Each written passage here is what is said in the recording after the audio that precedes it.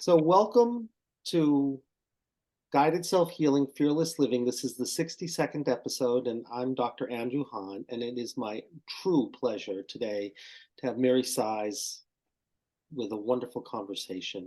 And I've known Mary for many years through what's called the Association for Comprehensive Energy Psychology, and we were colleagues there. And she is the past president of ASEP, and she is a licensed clinical social worker in New York. And she's been one since the Ice Age, she says. But since we've both been around that long, we can say that and smile. And I told her how great her skin was, which was probably because she was frozen. And she also works with Saima, and she is her Holiness Saima, and she's the director of the Magdalena Healing Program for Saima, and she's a dear colleague and friend. So welcome, Mary, and it's just a pleasure to have you here. So thank you so much. Oh, thank you for asking me to be here. It's my joy to be here with you. Great. So maybe you can start, since we're going to think about this a little chronologically, perhaps. How did you end up in energy psychology as one of the first people in that world anyway, which was even by then probably fairly long in your career? So maybe you can just tell us about how you got from wherever you were to there and start thinking. Oh, I'd love to. So for me, I actually worked for a while actually as in childcare in a residential treatment facility. So and then had some kids and decided to go back to school and get my master's. So I was already late to the game there and got my master's finally part-time with my kids. And I began working at a what's called an HMO in our area, like a place where everybody who had our insurance had to go there. I had a huge caseload and a lot of colleagues, and just one day at a meeting, Andy, I was saying, "Oh, I just love working with trauma and borderlines," and everybody thought I was like crazy because they're really hard. That's not an easy population to work, but I just love figuring it out and all that. And so before long, I had this caseload. We could call it the caseload from hell with really, really, really hard cases. Mhm. The good news was that my colleagues didn't want me to leave, not because they liked me so much, but I think they knew they would get all my cases they were all like this on this one caseload, and they didn't want me to go anywhere, so they would let me go train in anything I could dig up to train in. And because my caseload was so traumatized, I knew intuitively talking about trauma doesn't work. They were getting worse. The flashbacks were worse. So I was trained in hypnosis early on. Then I trained in like all kinds of trauma therapies. They were getting worse, Andy. And so one day I was at a conference, I was hearing about this eye movement therapy. I mean, sure, you know about it, and many of your people now know about it because this is the 90s where they move eyes back and forth. And I went and trained in that. And again, nobody really knew what I was doing. It was really weird. Everybody else is doing talk therapy, and I'm moving eyes back and forth. They thought it was a little crazy, but my people started getting better. Like the nightmares were better, the flashbacks were better. But there was still a segment of my cases that were so multiply traumatized that I was afraid to use the eye movement therapy there because they were outpatient. I didn't have them in the hospital, and it felt like it would be they were just too fragile. And that's where I learned about tapping on meridian points. I had no idea what a meridian was, no idea what energy is, but it also had some eye movements in it. And so I started doing that, and OMG, my life transformed super fast. That's what got me into it. And as I said, they didn't want me to leave where I was working, so they would let me go try these things. It was a safe place to try it. I had psych backup, and my clients were getting better, coming off their meds, not going in the hospital because of these so-called weird eye moving, face tapping kinds of things. And it was the 90s.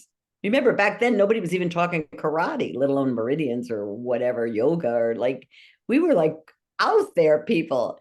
And so, yeah, that's how I got in. And I had great, great support behind me for the therapist. So I could really explore and create coursework for trauma and dissociation and tapping and to integrate that. And so that's been my passion all these years.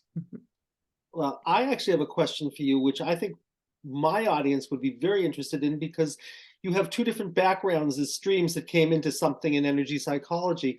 So maybe you can tell us from your personal experience how you would compare and contrast EMDR and the eye movement to the Mm. crossing midlines with EFT and the tapping and sort of like opening up meridians. What's been your experience of how they're similar, how they're different, how they affect? Right. What have you seen? Because I would love to know myself. Yeah, well, that's a great question. Yeah, so my experience with EMDR and with tapping is it calls on the importance of the eyes. The eyes are the part of the brain that are outside that we can move, and we all know in trauma, the brain gets shocked. Something happens. To me, consciousness fragments, the way I see it.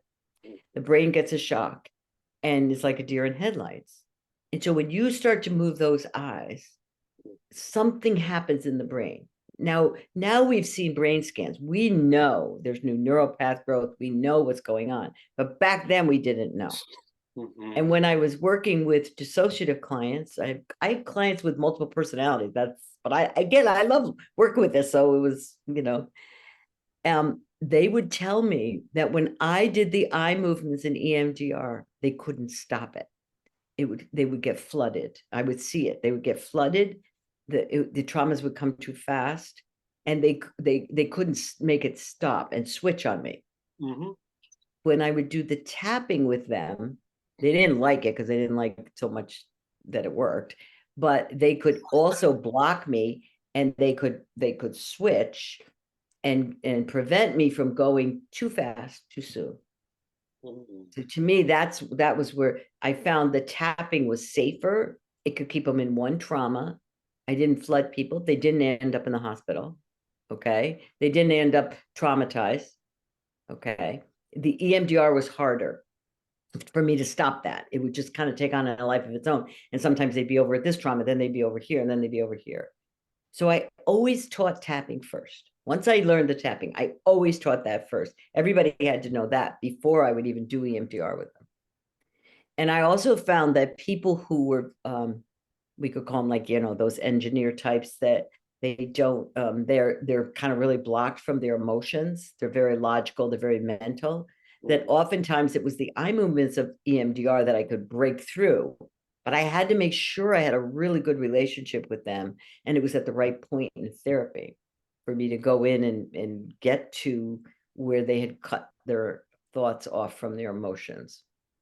So for some people, I would like that more. But again, I always teach the tapping first because it's the safest one. Most people can use it. And they won't, if what they'll tell me is, did it work, or nothing shifted. And then I'll sometimes, but I'll know they're just not ready to go there yet. And it's okay. And then I'd have to work with the parts that were, you know, not ready to take something down yet. It was too scary, or it wasn't safe yet, or whatever. Yeah. So it's a whatever. I don't know if that answers your question. So what's the distinction? It certainly gave me a great sense of your experience of what, of EMDR and EFT, and what they did that was similar and what they did that was different, and what made Yeah. you choose more to go towards EFT while still using EMDR. I think it was a great answer. So before we go on to where I think we really want to go, maybe you could tell us a little bit, because you've got us into the 90s, and that's, 25 years ago or so. Maybe you Yeah. can tell us about your evolution through energy psychology, because I know eventually you became the president of the Association of Comprehensive Energy Psychology, and how you see it's evolved, and what you see its gifts are, and what perhaps is a way of leading in, perhaps also what you see as its perhaps limitations, or what it does do and how it's evolved, and maybe what it, where it still has to grow. Maybe you could teach us a little bit about your experience around all that. Hmm. For me, I love energy psychology. I love it. I love how fast it is. I love how deep you can go with it, especially if you're with someone who has done their work and has gone deep themselves. And that's the truth about anything, whether it's a doctor, whether it's a talk therapist. So I never say one therapy is better than another. You won't usually hear me say that. I'll say how you can only go as far as your therapist has gone. So a therapist can be really good in um, helping you get over your fear of public speaking or some weight loss, but if they haven't gone, they can't be very good if they can't make a relationship work and they're doing relationship counseling. You know what I mean? Like, come on, guys. It's like I always tell people, don't come to me to learn how to cook. I don't know how to cook. Go to somebody who knows what they're doing. So to me, the most important thing is that whoever's doing whatever they're doing, they've done their work. What I love about when you do tapping, you'll notice the clinician is tapping along with you. Well, guess what? They're doing their work and you're just paying for it.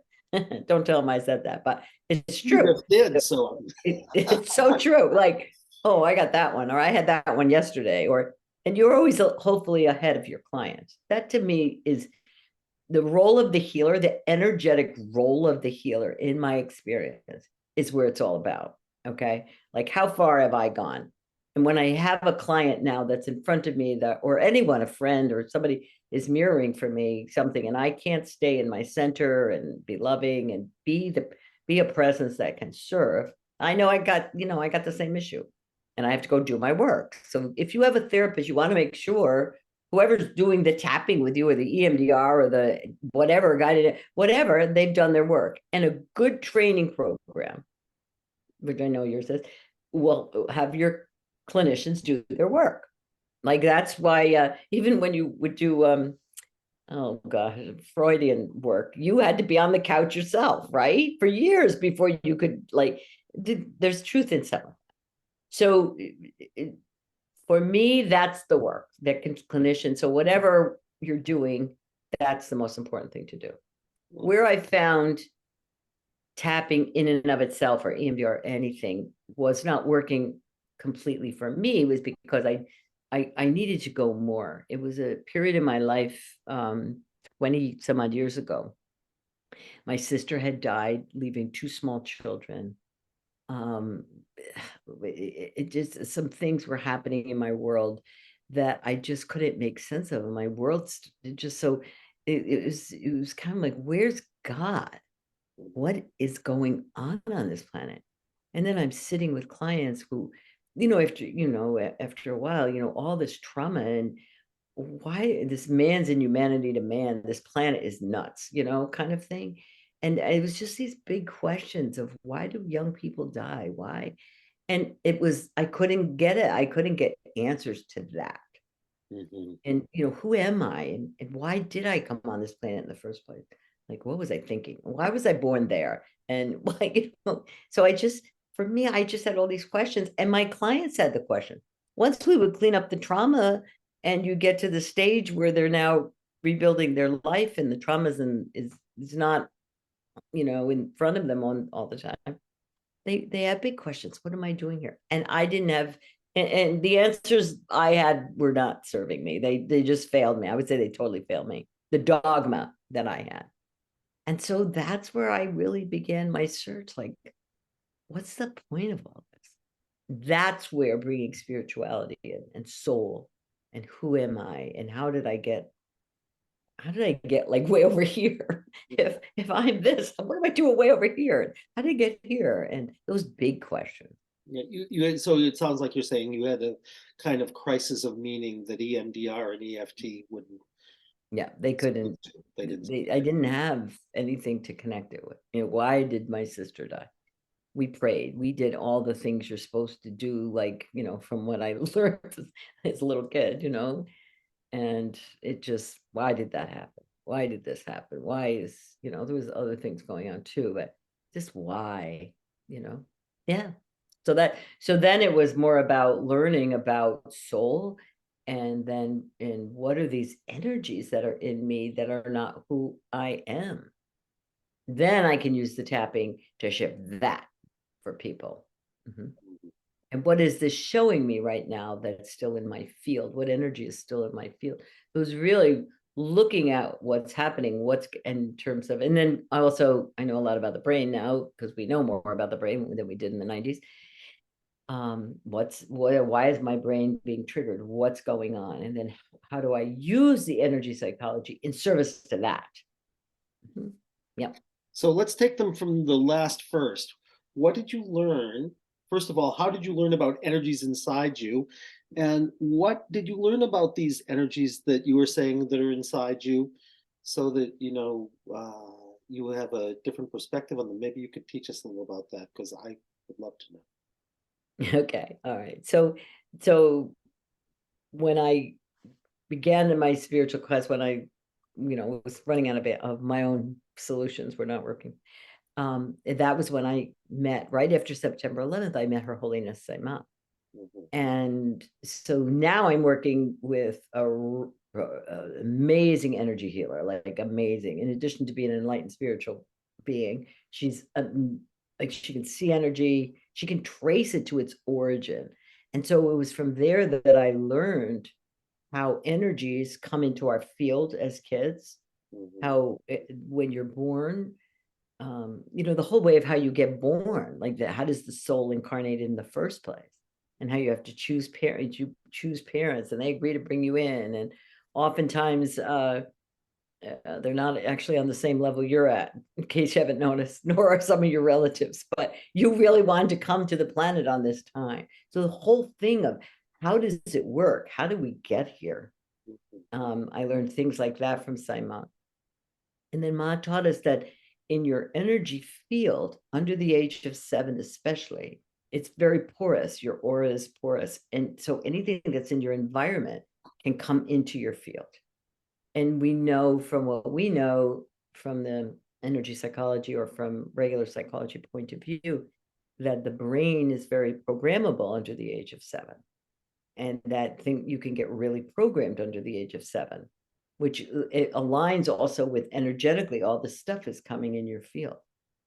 Now what do? We suppress, we fragment, we send parts of us, we develop certain aspects of our personality, we create a story around who we are. I'm the smart one in the family, I'm the stupid one in the family. We do all these things, right? And that we would call out maybe our small story that kind of got us through that, but it never negates who we really are, which is the soul, which is divinity, which is light. It just covers it up. And then what happens as you get older, is you go through life, people come to you and push your buttons, as we know, trigger you, and it shows you there's an energy in your field. And that's when you can use energy psychology, or there's many other things, there's other energy methods you can do, tapping being one of them, but there's so many others. Once you recognize that, oh, there's violence in my field, where did it come from? Where does it go?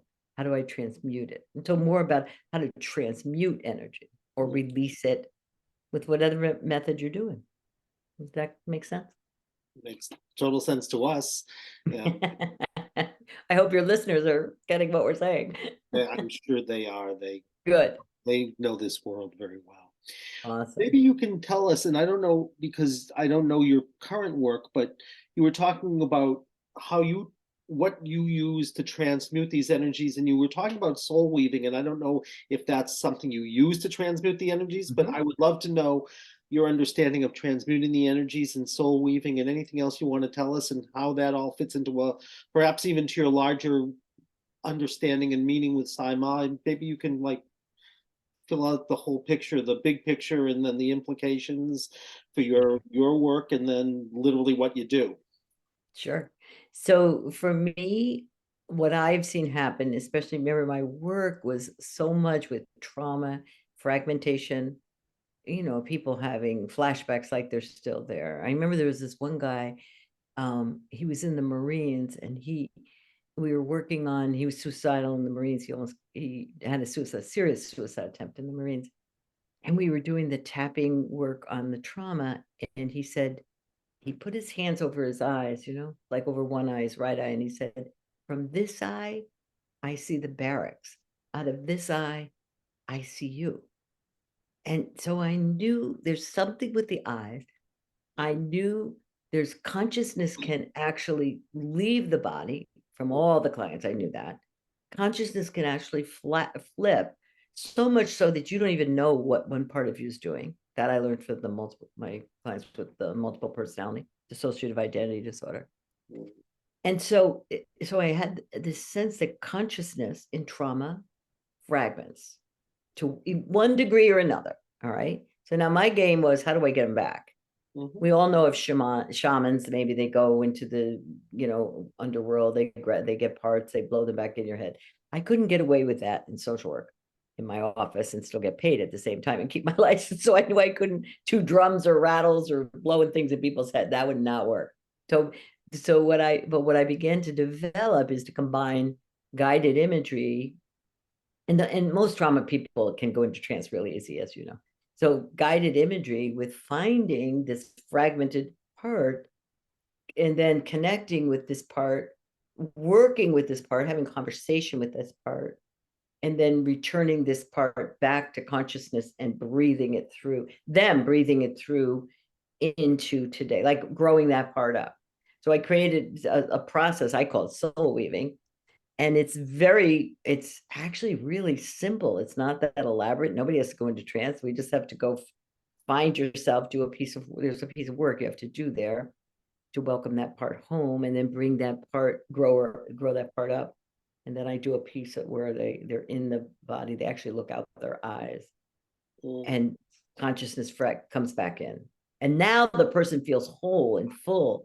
Like, is it, there was like part of them is missing. And Mhm. that's where you see that with clients who get diagnosed as borderline narcissist, whatever you want to diagnose them as. Like, I'm not all here, this empty hole in me. To me, that's consciousness split off. Mhm. Now I just got to help you find it. And then it's what you're bringing back is, to me, aspects of more of soul, of their soul. It's soul retrieval work. I Mhm. just don't, do it the way the traditional shamans would do it. That makes sense? All makes everything you're saying makes total sense and makes total sense in how I understand the world also. Mm-hmm. Um, so how maybe you can teach us because you also say you're the director of this program, the uh, Magdalena program. Mm-hmm. How does that program fit in with your work as a social worker? How do you combine all of that? And how much of your work, maybe you could just teach us about that and how it all fits together for you. Mm-hmm. Sure. So working with Saima, I've worked with Bob for 20 years now. So there was one part where we had a transformational healers program. I was the director of that for a while. And Hmm. do this other program called Journey of Profound Healing, which is this amazing group program that we do, that in Saima and I were doing it together for years. Now I do it with others. Saima doesn't do it directly. And that's all about working. You work in a group, and it's a whole weekend. That's a long thing, but it was there that I really learned from Saima, because Saima could see it, the energy that's in people's fields, and that she would explain to me, this goes back 7 generations. This is, and she would explain things to me. So I learned a lot of things like that. So we were completing that program, and I was creating another program for the healers. And I wanted to create like an energy program where you could do energy work, table work if you wanted, or you could, uh, emanate the energies yourself. I wanted to create something like that. And that's when it came in my mind. What if because Saimaz is also considered and is a divine mother, and she can access any energy. And I said to her, what if if you activated in us, initiated us in the energies of Mary Magdalena? Mm. And she gave me one charge. She said, get them ready. So my job, my big job, is to get the people in the program ready. So I have structured a program where we do all this internal work, so that, because the energies of Mary Magdalena are just so important for this time of chaos, a balanced masculine and feminine energy that she was, and the role that she played during Master Jesus's life and what happened. So for me, she is the epitome of role models for how do I be a powerful female and still have my heart open and tenderness. How do you have courage? I mean, if you think of what she had to do during that time, like when the women had to walk behind the men, oh, I think not. Anyway, well, like, just that time, and she carried all this healing power herself. There's amazing stories that we never learned about growing up about her. and especially in France and when she went where she went after the crucifixion. So for me, she's such a role model now as a way to balance the masculine and feminine within myself so that my body doesn't get sick and so that I'm a more balanced energy. So it's balancing masculine and feminine. She's phenomenal. So basically that's what we do. I get them ready. They're in a year-long program with me. And there's teachers now, and it's been like 6-7 years that we've been doing it. And then in every December, Saima or someone that Saima designates actually initiates them herself. So you will receive an initiation from a living master, which is wild. But you have to be ready. You have to like do your work. It's it's a really intense, awesome program. Yeah, so people can train like Reiki. You might train in Reiki, or you might train in healing touch. It's a modality, and it's not just for hands-on. Like I have the frequencies activated in me. When I speak, I activate them, put them out, and so the healing. It's a very, very powerful healing. And that also moves back to what I was saying earlier. You want to be with someone who's gone further than you are and that can take you where you want to go. So you always want to go to someone who's really doing their work. Make sense? Oh, everything you're saying makes wonderful sense for sure. Maybe you could tell us, how do people find the program? Like if they want to, is this program open to anyone who wants to come and Yeah. join you, or how do You they apply find to be you? in the program. We take new students in. Actually, the application process is right now Mhm, in the we're in November, mhm, almost December. And we start the program in March, or at least we have in the past, March every year. So someone would just you apply to it, and we look at everything and we review, and it's an application process.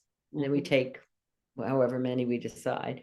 And then then the year starts. The year usually goes March to March, and the initiation is usually in December. That's how it's been for the last 7 years, but You mean in anything can change. December after the March, you mean, or the December in Yeah. the middle? Yeah. So So like next after the month, program, like about almost a year later, they get an initiation. right. Yeah. Because once you're initiated, then the certification piece starts where you do sessions, we get feedback on your sessions Mhm, and yeah, very, very powerful energy.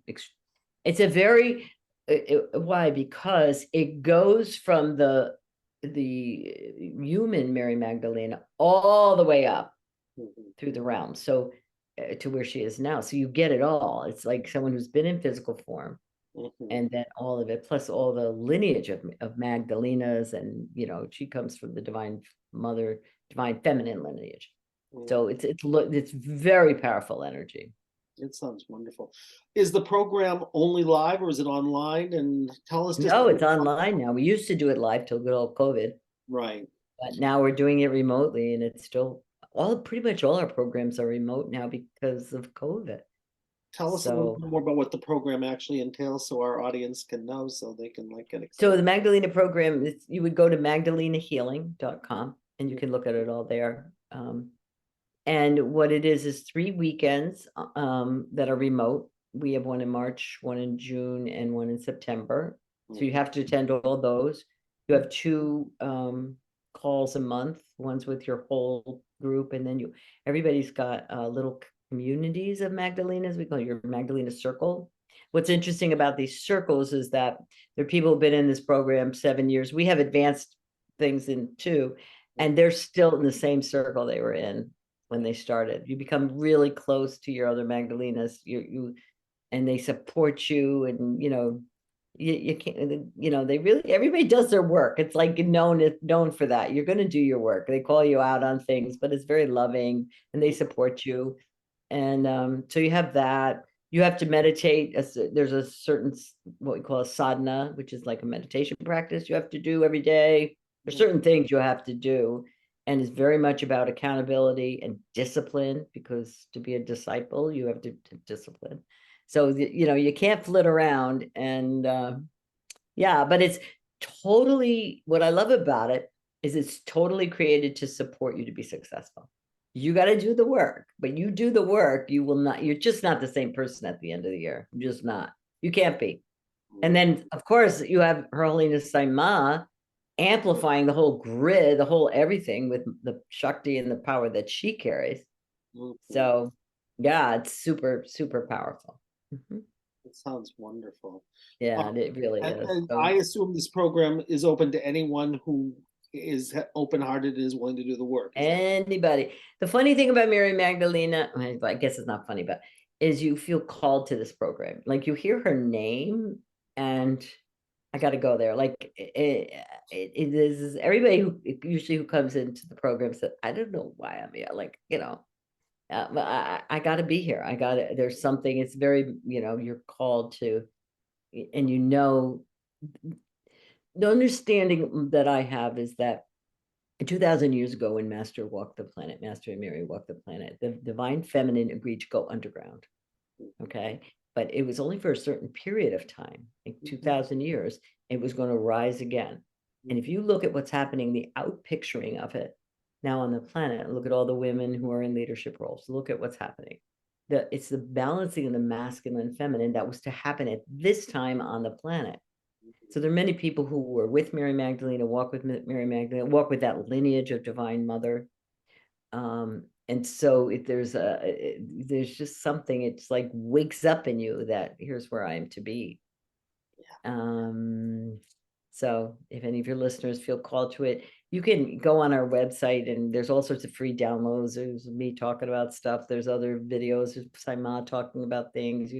It's absolutely beautiful. And you'll know, like there's just something that knows. Now that doesn't mean your personality might not say, oh, I can't do that, or oh, it's too this, or blah blah, all your excuses, but there's something that calls you to it. I just, I you know. understand. It's goosebump. Yeah. Yeah.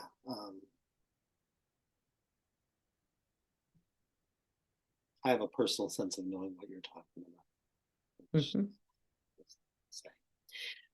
Maybe you could tell us a little bit about how it's affected you. You talked about that you've been going through your own self process of balancing the masculine and feminine. Can you Mhm. share a little bit about that if you'd like? Because I think everyone would really like to know what that's been like personally as part of the collective. So that's Sure. Well, I can tell you for myself, and you've known me for 20 years, so you know me. read, read this, whatever. I mean, I like one of those people who could just run a small country, okay? Like boss everybody around and whatever. I don't know if you know this, Andy, but I'm one of 12 kids, like the oldest girl.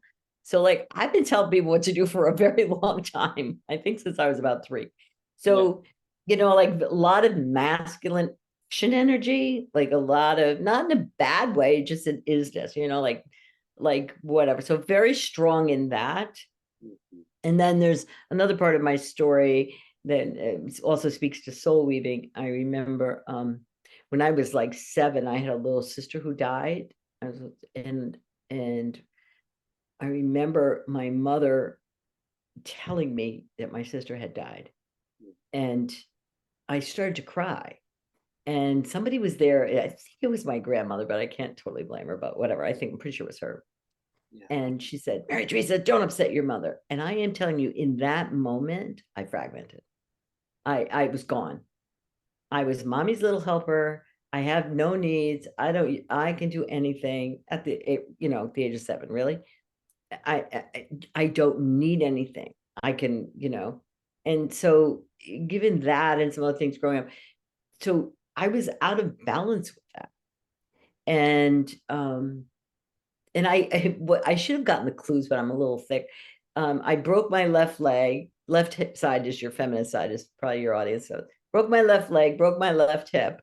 Okay. So like I'm getting these clues that like my left side is kind of a little like, I'm just so this. And whatever. It just wasn't, it just was so out of balance. And then about to even like just amp it up even more, about 6 years ago, I got breast cancer on the left side. I'm thinking, geez, and here I am doing all this work. Like, come on. And I had done a lot of work, but it wasn't totally in balance, obviously, that these sides. So I'll tell you a fun story about it. So it was the same time the Mary Magdalene energy came down. And I was at this Journey Profound Healing program with Her Holiness Saima. And she called me up on the carpet. Now, usually I'm not on the carpet. I'm the guy teaching everybody else what to do. Okay. But no, she called me up on the carpet.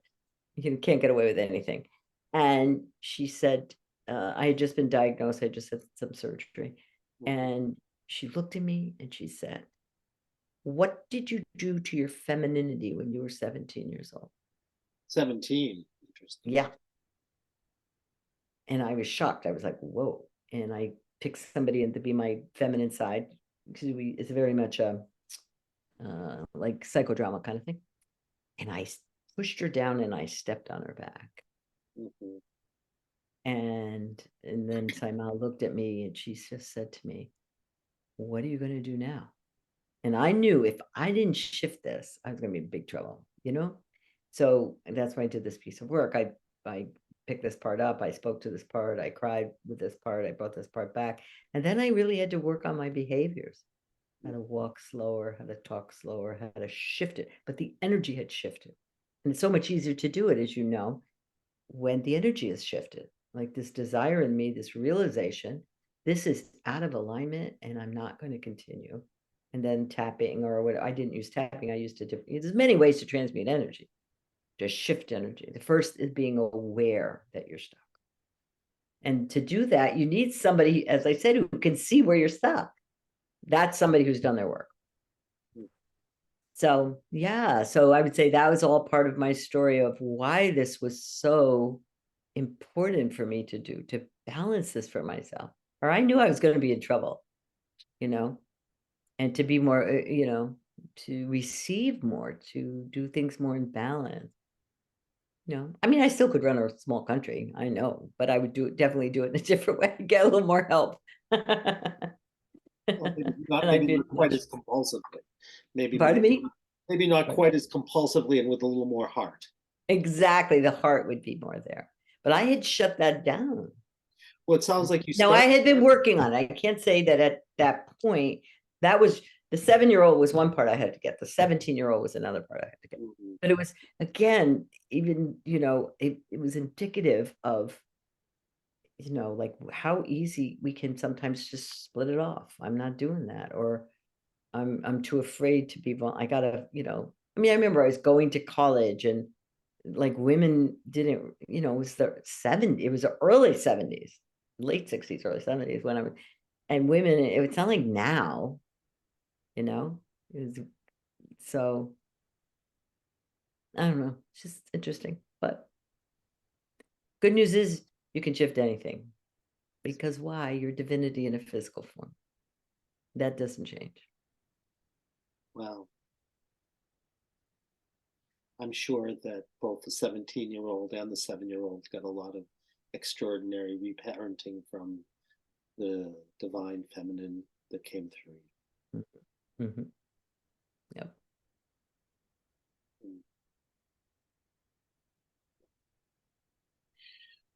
Good. Well, if there's anything more you want to tell us about that, go for it. I know there are two things that you have brought to the world that I want to make sure the world knows about. One is your book, which I think you call The Energy of Beliefs, and the other is your Tapping Tuesdays. And I'd love to know about your book, and I'd love to know how much of this book integrates everything you're talking about versus it's more sort of still more energy psychology with less of this. So maybe you can tell us a little about the book and then a little about Tapping Tuesdays and what both of them like for you. So teach us. All right. So let me start with Tapping Tuesdays. So 2 years ago, when the pandemic happened, I was just like, how can I do nothing when I have this tool that can really help people? So I wrote an ebook called Tapping the Panic Out of Pandemic. And I put it up on it's like $3.99. I donate all the money days up. Just buy the book and I'll give the money days up. I just want to, I how could people not know about tapping? Come on. And then I started what I called Tapping Tuesdays. So I invited everybody who wanted to just come on Tapping Tuesdays. And it's every Tuesday at 2 o'clock. And there's a group right now, there's usually about 100 people on it. It's been going on for 2 years. People come in and out. They show up when they want to show up. There's thousands who have registered for it, but and you just come and I pick one or two people and we tap for an hour. And the research shows if you tap in a group for an hour, your cortisol level goes down, I think 46, 43%, something like that. Right. That's what the research is now showing. Mm-hmm. But the problem, and I was having so much fun. I mean, we laugh and everybody's got the same issue. And just when you think you didn't have an issue, somebody brings one up and oh my God, I got that one too. And everybody's tapping and they've created such a beautiful healing community that you could come in or out of. Like you just show up or you don't show up and it's free and whatever, it's fun. And so I just can't stop myself. So we do it every week. I thought I would do it for a few months. It's been 2 years, almost no, it's been 2.5 years. So almost 3 years we've been doing it. And so I invite everybody who'd love to know tapping or come on. You don't need to know anything. I just pick, some people will raise their hands, they want to go, and I just go and we have a really amazing time together. So it's just go to Mary Sise, SISE.com, Mm-hmm. and that's where that is. And there's all sorts of other free things you can download from there too. So if you want anything else, but that's where Tapping Tuesday is. And I really invite you to try it, especially if you've heard about tapping or but the one that really bothers me is the people who say, I tried tapping, but it doesn't work. And that's just like, no, keep trying because to me, when the way I do it, I keep the eye movements in and I have some different ways I state affirmations and accepting statements because I actually originally trained with Roger Callahan in the 90s. So, I mean, I know the original things he had in, and I know they've changed things. So my way is a little bit different. I invite you to try it, watch what happens, and do that with me. So that's one thing. And then after I wrote tapping the panic out of the pandemic, I thought, you know what, I really need to upgrade the energy of belief book. We had written that, Dr. Sheila Bender and myself, Mm-hmm. in 2007, and we used the method of that most people don't even know about anymore, called touch and breathe, where instead of tapping on the meridians, you would touch them and you take a deep breath in and out. It's very powerful too. But it just, I wanted to write a book on beliefs. She wanted to write a book with that, so we combined it. So we updated it this year. It just came out this year again. So we just updated it, and we have more research in it, and we have the tapping in it and some other things in it. But soul weaving, that kind of stuff that's another book that I need to get written after I don't know when. But anyway, that will happen. So that's something that I have to do. So soul weaving is not really in that, but energy of belief is really all about beliefs and how to transmute beliefs. I mean, there's nothing you can't transmute because it's not your essence. Your essence is love. You just got some bad programming. I say it's like your iPhone, just upgrade it. Like you just got to upgrade it. And it's so easy now. Things are going, I don't know about your work, but I'm finding things are going so fast right now. Like people are healing like that. And so it's an exciting time to be on the planet, but you got to do some of these different things other than just, talking about it, that's my experience. So Tapping Tuesdays, the energy of belief will help you shift beliefs. And there's lots of free downloady stuff on my website if they want to. Okay. You've told them where to find it, and it sounds like on Tapping Tuesdays, even if you have a couple people who raise their hands, everybody's still doing it together. So Oh, definitely. They all have to tap together. we're all And tapping. then we take a poll. I'm like, okay, how many of you had that same issue? And people put hearts up and thumbs up, and everybody's got the same one. It's our human condition, or something similar. You either tap on that one, or you state for yourself your intention for the time together. You can tap on that. You can tap on the one the guy's going for, but inevitably, something shifts and heals for you. Beautiful. It's powerful. It's really powerful because you really get to see the power of group tapping. It's just so powerful. So I get a kick out of it, I So it's fun. understand. I know about individuals and I know about groups, and Yeah. I know that each has their uh, extraordinariness, and they're not the same. And, Yeah. Yeah. so take a moment, Mary, because this has been so rich, and just be with yourself and be with just be with life in your heart. And if there's anything more that feels like it's important that you want to say, as a way of completion, or anything that you're particularly aspiring to that's the edge of where you're going, or anything at all. This is, you have a chance to say anything you want as a way of telling us anything that's really here, or anything about where your hopes are leading you, or your aspirations, or anything. Teach us if there is. The biggest message I always like to leave is that there's nothing wrong with anyone. There's nothing wrong with you. You've got programs, you've got energies in your field, and you're so powerful. You're such a powerful creator. And you can create, and you can create as light, and you can clear anything. And so my biggest message for people is don't give up. Just do these maybe these different things. Move into your heart, see where your soul is calling you to. This is such a powerful time on the planet. Much is shifting, much is changing. So that can get scary because our brains like what they know. They don't like new things. And and so that can get scary. But if you can quiet your limbic brain down, you can quiet your vagus nerve down, you can quiet your nervous system down. It's so much easier to get your own intuition, your guidance from soul, from spirit, from whatever you want to call it. And whether this is just such a key time. So please learn some of these new things, join with us, help spread the word about these things, um, and remember who you really are, because there's nothing far greater than that.